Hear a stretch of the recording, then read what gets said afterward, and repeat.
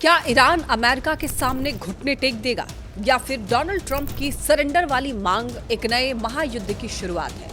नमस्कार दोस्तों, मेरा नाम है लक्ष्मी।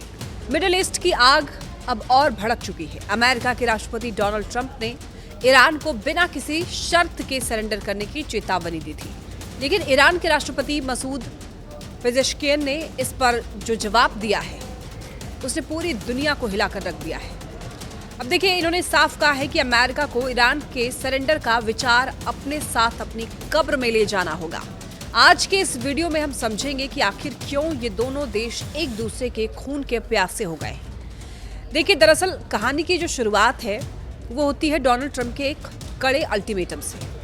ट्रंप ने ईरान को सीधी धमकी दी है कि अगर उन्हें तबाह होने से बचना है तो उन्हें तुरंत सरेंडर करना होगा। ट्रंप की मांगे बिल्कुल साफ है। ईरान अपना परमाणु कार्यक्रम पूरी तरीके से बंद करे और अपनी सेना को पीछे हटा ले। ट्रंप का कहना है कि अगर ईरान सरेंडर करता है तो वो उसे एक आर्थिक शक्ति बनाने में मदद करेंगे, लेकिन अगर नहीं तो उन्होंने पूर्ण विनाश की चेतावनी दी है।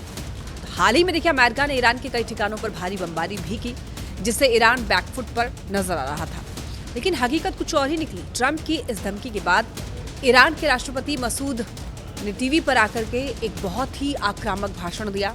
उन्होंने कहा कि वो चाहते हैं कि हम सरेंडर कर दें, लेकिन उन्हें इस विचार को अपने साथ कब्र में ले जाना होगा। अब देखिए, मसूद ने अमेरिका और उसके सहयोगियों को लोमड़ी, झूठा और अपराधी करार दिया है। उन्होंने एक साफ कहा और ये साफ किया है कि ईरान अपनी आज़ादी और गरिमा के साथ कोई समझौता नहीं करेगा।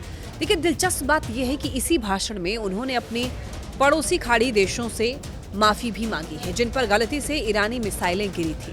उन्होंने पड़ोसी देशों को भरोसा दिलाया है कि ईरान की जंग सिर्फ अमेरिका और इजराइल से है। ये सिर्फ जुबानी जंग नहीं है, जमीन पर हालात बहुत खराब है।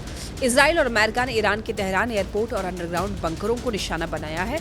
वहीं ईरान ने भी जवाबी कार्रवाई में सैकड़ों मिसाइलें दागी हैं।